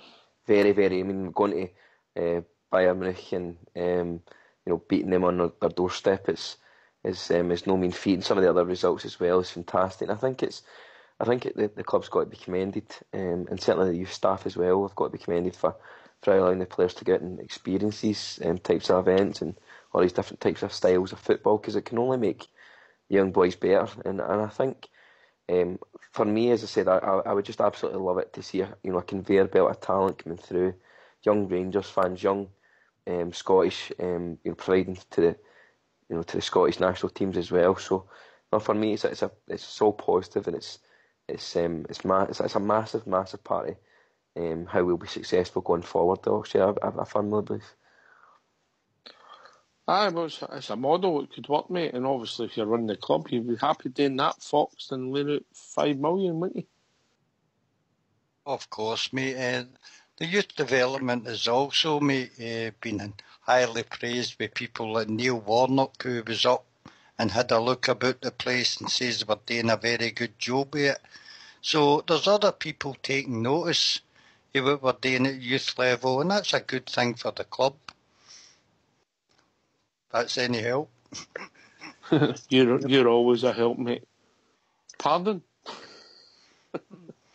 No, but I think you're right, mate. Reputation, and once you get that reputation, it might help you attract some of the better talent as well, mate. If you've got a good rep, big thing, Fox. Yeah. I think we've also been joined by a caller there. All right, I'll get it. Evening, caller. How are we doing? You all right, guys? Yeah, not too bad tonight, Chief. By yourself. Oh, Ben, how we doing, mate? Never quite caught you there, mate. First house things, all right? Yeah, not too bad. You calmed down after Sunday? You calmed down after Sunday? I'd say yes, but I've managed to find Buckfast down here, so not really. All right, okay, fair enough. I think you want to keep away from that Buckfast in the profession you do, mate, but there we go. What's on your mind, mate? To be honest, yeah, I was calling in. One of the main things, really, good points about Neil Warnock, by the way. One of the main things was a video that I uploaded recently. Let's forget the fact that there was a video that I uploaded, but the Union Bears, what's everyone's thoughts on them? All right, okay. Well, we were talking about some of the things happening at the club, and obviously the Union Bears got a wee bit of stick. Union Bears, who's the biggest Union Bear we've got in the panel just now? Bridgeman. Union Bears. A few decades ago, you'd have been in there with the Union Bears. Oh, what? Absolutely. In fact, I think True Blue and Ali Bally were in among them last season and enjoyed it. No, I take my hat off to them. To me, they're a good bunch of boys. Travel Rug and I were standing at Copeland Road watching them marching up from the Loudon up to Ibrox. Not this weekend, a few weeks ago. and then apparently did a march on Sunday rather, which is a bit controversial at the moment. But no, I like them. I think they're great, and I hope they get incorporated in with other organisations, make them a huge organisation. Be really good. Nice to me. They're a nice crowd of boys. Good laugh, and I'm not keen on the pyrotechnic stuff and all that, but they are, and it's part and parcel of the youth today. So, but they are good, and my goodness, on Saturday. I kept looking over to the left-hand side to see what banners they're putting up today, you know, that kind of thing. They weren't there, of course, full of Tims, you know. Oh. It's another subject. Who's the youngest on here? Me. Apart from myself. Mount Vernon. There's a claim. I'm the youngest. I'm the youngest. All right, I'll rephrase that. Who acts the youngest? Loyal. Right, that's enough. On you go, Mount. Use your thoughts, mate. I absolutely love the Union Bears. They're a fantastic focal point for your support. They constantly sing, constantly support, constantly trying to encourage the team with noise and positivity. I think the key thing for us is I think there's a divisive issue in terms of the standing era. For me, I would make the move to the standing era if they got the go ahead for me. But no, all I can say is positive things. I think the pyrotechnics is part and parcel of the ultra movement throughout the UK and Europe. And for me, guys, I think if we can support them in any way, I would absolutely love that. I think they're just a fantastic organisation and a power to their arm as far as I'm concerned. Hear, hear. Rudy, you want to add to that, mate? I think they're great, the UBs. I think they're absolutely fantastic. They add colour, they add noise. There's times when I've been at Ibrox, if it wasn't for the Union Bears, the place would be like a mausoleum, you know. So yeah, more power to their elbow. As far as the safe standing thing goes, I wasn't expecting that to be such a divisive issue, but it seems to be. I think it's possibly because Bears will have to move, their seat and stuff like that, depending where, if it comes about, depending where it goes. But for me, I would certainly give it, if they want a safe standing area, if it can be done, I would certainly give them it. I think they deserve it. I think they work the day behind the scenes. I think they work the day on the day of a match. They work the day in the stadium during the game. Thoroughly deserve a standing area as far as I'm concerned. I think they're smashing. Really, really, really like them. I think they're a cracking bunch of young boys. And the older ones like True Blue as well, obviously. Aye. I don't know if the word I would use, I'll go to Fox next, but I don't know if the word True Blue enjoyed being in with the Union Bears. I think at the time he told a different story. Fox. They're a good entertainment, the young boys, mate. It's just a shame for them that when they done their match, mate, a lot of them had to cover their faces by the oppression of the police against them, mate. I hated that. I liked them to do their match, mate, but the thought of the young boys having to cover their faces because of harassment is absolutely out of order. Got one or two good news in that sort of line is there's a new singing group starting up in the Copeland Road shortly called C Company. They're looking for members to join in there, so maybe you'll get the Copeland Road rocking again. Also, the UB and the are having a game against the old Intercity Firm, mate, at Tory Glen. I think it's a back of 3 next Sunday, if anybody would like to go along. Hey, that'll be feisty, Fox, wouldn't it? Aye, I thought they might have phoned up, the ICF might have phoned up Bridge, seeing if he was match fit, mate, Yeah. Anyway, and I think they're asking for a wee donation of £5 for anybody that goes along. So if you're in the area, take a wee trip along and Is that for the injuries, Bridge? Is that for the injuries? Medical bills, mate. Medical bills. I am not involved. Can I just quickly just to say something just quickly on the Union Bears. I'm not going to name any people, but I know guys that are involved with the Union Bears, and it was made clear that some of the doors get chapped before that match. Some of the guys who who are involved with that had their doors chapped as well for Police Scotland, which I think, again, just to reiterate what Fox was saying there, is the bigotry and the bile that we've got to put up as a support, and the young lads in the UB as well. Some of the things that's happened to them as well. I think also because of the scenes, the photography and that. I think some of these young guys are certainly young professional folk, and perhaps maybe need to protect their identity for that very reason. So as I said, it's not great. It's not great to see that, Fox, as you said, mate.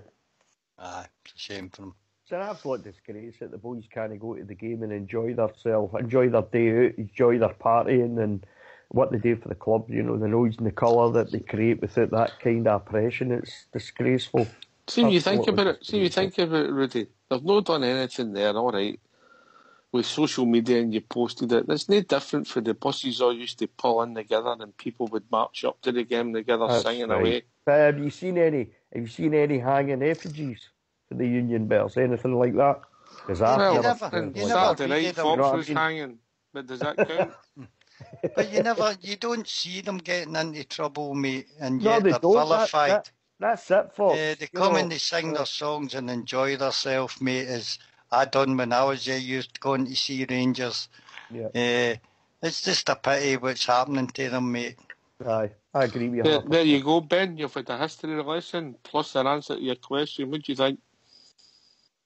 Yeah, no, I completely agree with the opinions, and in fact, I'm quite surprised that everyone had the same sort of opinion, really. Because if you look on, again, I don't really think Follow's that reliable anymore. Because obviously, admins or whoever really runs it, if anyone does in fact run it, are letting too many people that aren't in fact Rangers fans on the site. So it's no longer a Rangers fan site; it's more of a football fan site.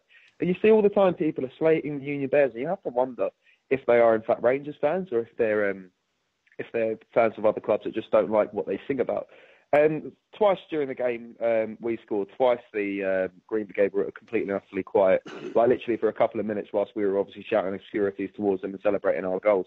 But when Celtic scored, the Union Bears just picked up singing straight again. It was so admirable, so great to see. They even had a banger thrown into the middle of them, and allegedly a kid got taken to hospital, but just the fact the banner was thrown at them is absolutely outrageous because it pops like a flashbang. You can imagine the kind of damage that could have done to someone. I was quite disappointed in the Green Brigade for that because throughout the rest of the game, they were actually quite, in a way, what they did really added to the electric atmosphere, and that's kind of why you give them so much of an allocation, isn't it, for the atmosphere? It was everything about the day was electrifying, and to be honest, since I was next to the UB, it really, really made that, and I was gutted. I was actually gutted when I came home to see the amount of abuse on Facebook and follow towards the Union Bears. I was gutted for them.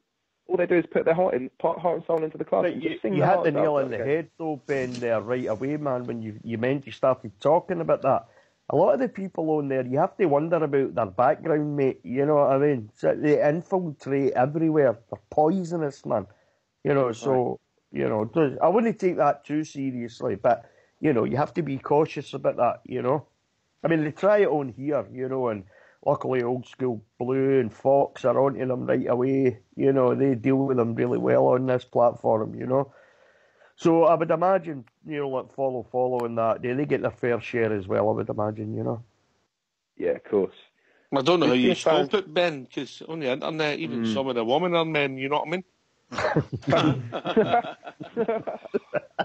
That's it.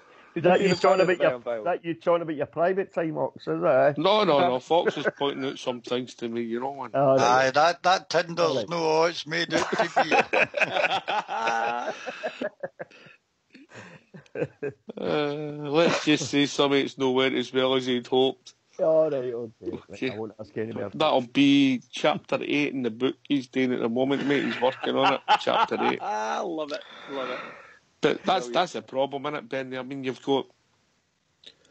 we recognise that the boys are young, yeah. The vast majority of them are young, and young boys are about 18 to 22. They've got different outlook in life than somebody at 45.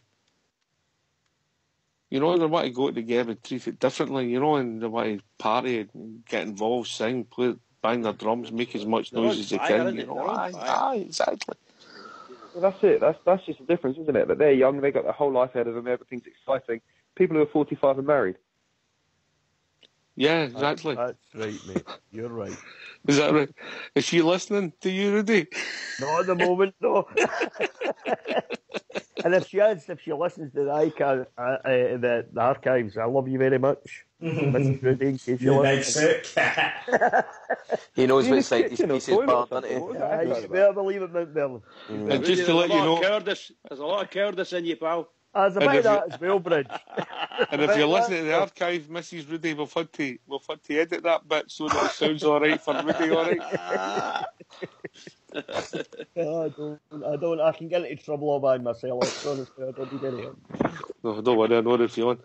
I don't think there's any negativity. I mean, sometimes I don't like when some of the silly things, like when we've had the paper displays and we're throwing aeroplanes at other opposition players, and we know that the club's just going to get a 10 grand fine for nothing, you know? Yeah, exactly. Yeah, that small things like that annoy me, but fair play to them, mate. They go there, they make a noise, they look as if they enjoy themselves as well.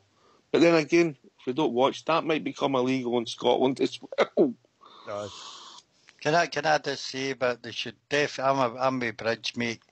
Keep the smoke bombs out of Ibrox, mate. There's loads of people who have breathing difficulties and things like that, mate, and it does affect them.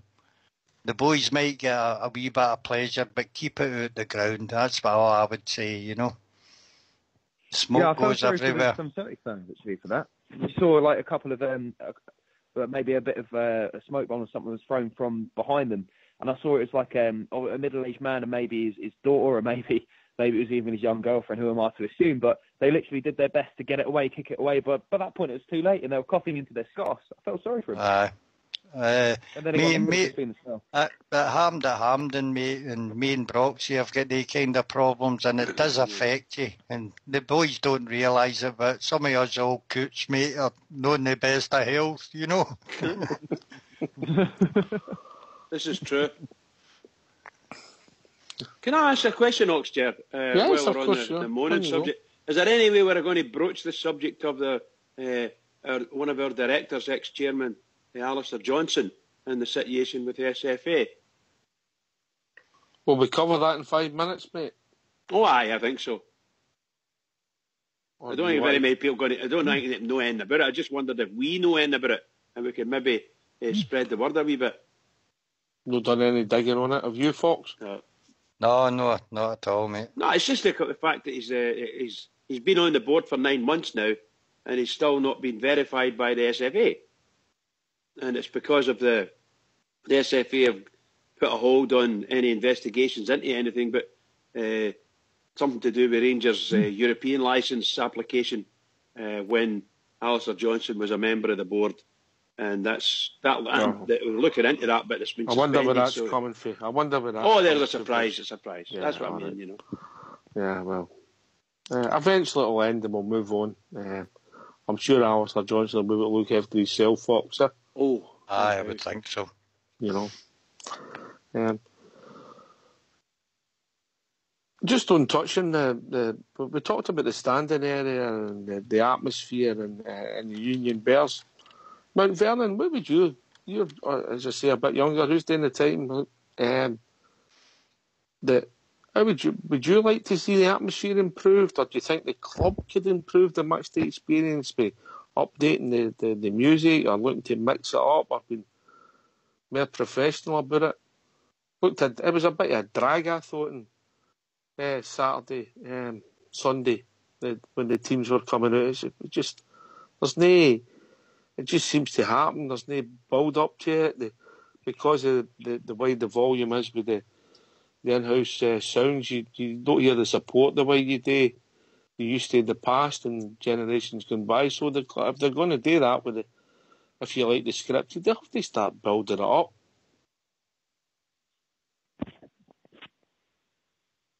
Man, can I on you go, Fox. There was no problem with the atmosphere at Ibrox on Sunday, mate. If it could be like that all the time, we'd get it back to the intimidating place that it used to be to go to, mate. We only seem to get up for 1 or 2 games a season, and maybe, as you say, that if the music's built up right and get the fans going, we could bring that atmosphere to all the games at Ibrox, mate. That is bang on, by the way. I'm going you go Ibrox. I'm kind of along the way Fox was talking about earlier. We've obviously got the Union Bears, who are an absolute credit to our club, mate. They're fantastic and everything today, but with this new thing starting up, the C Company in Copeland, that's only going to help improve, mate, because it will spread right all the way along Union Bears, C Company, and you might get it that once they see that starting up, somebody else might want to try and start something else up. And you might get it through 3 of the stones throughout the stadium. I couldn't imagine you'd ever get anything like that at the club deck, but everywhere else along the stadium, if you can get that sort of atmosphere, mate, it's great and it gets everybody buzzing. And again, as Fox says, it will start making Ibrox intimidating again for away supports and away clubs that are playing Rangers, and that's what we need. Get it back to what it was a number of years ago, and I'm sure it'll only improve in seasons to come. So, all right, mate. Ben, you were about to come back in there, mate. Yeah, no, I pretty much agree with what I said previously, to be honest. Union Bears, I believe, are an absolute credit. Obviously, some things they get wrong. The ACAB, we all know that stands for. I don't agree with that at all, although they have obviously had their bad experiences with the police. But when they hold that kind of banner, it kind of represents Rangers. But at the same time, as we said, they're young, they're learning. But the bottom line is, without Union Bears, dare I say, Ibrox might just be a library. I just think to be honest, it motivated me even more so for the game when I was next to them, joining in the songs. The guy with the megaphone as well did a fantastic job, and I just felt electric throughout the game. Hugely credited due to the Union Bears. So I can't stress how much I stick up for them. But also, of course, they get things wrong. They're a group of young lads who are just trying to do their bit for the club. Who doesn't get things wrong, do they? Aye, of course. Nobody everything right all the time. Do they, Rudy? Not even me or you. No, at your age you should know better, really, though, shouldn't you? You know what I mean? Aye, I know. Aye, I think the Union Bears I think they're fantastic. I've got absolutely no negativity, or nothing negative to say about them, should I say, whatsoever. As I say, they add colour, they add noise, and there's tight games I've been to. I mean, some of the games I've been to, Mrs. Rudy spends more time watching the Union Bears, what their antics are all about, as opposed to the game. And I'll say to her, did you effing see that there? And she's like, no, what are you talking about? Because she's too busy watching the UBEs. She thinks they're fantastic. She loves them to bits, It's just a pity, Rudy, it's just a pity that at the present moment, given the atmosphere and that, it's a pity they're out of sight, to all intents and purposes, of the cameras, because they're in the way back to the left-hand side. Whereas the opposite is the same as the truth with them across the city, where they've got their singing section and it's there in front, and that's his corner. Everybody looks at the cameras. Always go there. Always attracted to that end. So anyway, gentlemen, we've reached that time of the evening, and we're going to go to shout-outs. Ben. I haven't seen the lobby this time around. I kind of called out of the blue. Shout out to. Oh, I like to see what you've done there. That was quite good. Jazz, JC, obviously Scott Kearns. Always, guys, he's such a loyal follower to you guys. Always on Rangers Radio. I love the guy. And also shout out to anyone who was obviously at the game. Very disappointed when we left, but hey, we move on. Yep. Ibrox. Cheers, Ben. Aye, Ibrox. Can I just give a big massive shout out to the Union Bears, mate, because they don't get enough credit. We gave them a lot of credit on this show, but they deserve a lot more for what they do for our club. And can I just say a big well done to our under-17s tonight, smashing the Unmentionables 4-2 in the Glasgow Cup, so well done to them as well. What round was that, Ibrox? I couldn't find it, mate. Right. But it wasn't in the final. We'll have it with them on tonight. Mount Vernon. Can I give a big shout out to all the Bears. Big massive shout. Big shout out to Ben. I loved your reaction video, mate. That's good work there again, pal. Keep them coming. Just a big shout out to all the guys. All about, mate. Cheers, mate. Rudy Bear. I like Ibrox Loyal. Big shout out to the UBs. Keep doing what you're doing, guys, because it's fantastic as far as I'm concerned. You shout out to Graham Murray and the team. Back to winning with these guys come Saturday. Thank you. Fox? Can I just say to you, what round did the Glasgow Cup, mate? There was only 4 teams as far as I'm concerned. They must have met them. No, did they? They play a round robin, then a final, I think. Oh, did they? Right. I think so, mate. Well, good night. Mate. Thanks for listening. All right. Rich? Oh, can I just say it was a smashing night tonight. Another great night on Rangers Radio. I wish everybody in Scotland and all over the world, Rangers fans, could just listen in and enjoy themselves. But can I just say to all the Rangers fans all over the world, and particularly Rangers fans on here on Rangers Radio, every single one is, keep it going for the Rangers. Ban the BBC. Keep it going, guys. I thank everybody took the time to call. Wheels, Ben, on the phone, Travel Road, True Blue, Big Ulster, Ibrox Loyal, Bridgeman Fox, Mount Vernon, and the one and only Rudy Bear. This is Rangers Radio. We'll be back tomorrow night between 9 and 11, talking about all things Rangers. Take it away, Fox.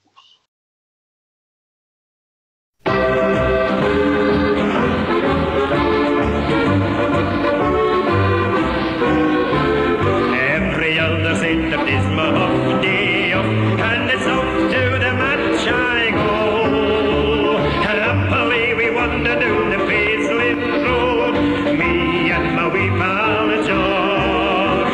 We love to see the lasses with their blue scarves on. We love to hear the boys all roar.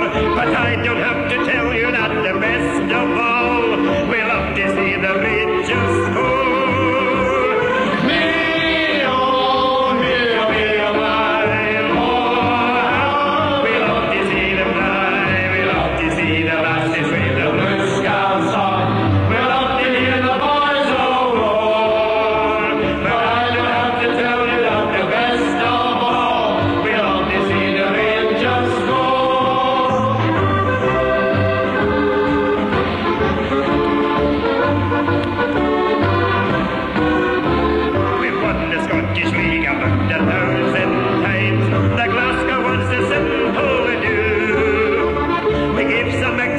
In the Scottish Cup.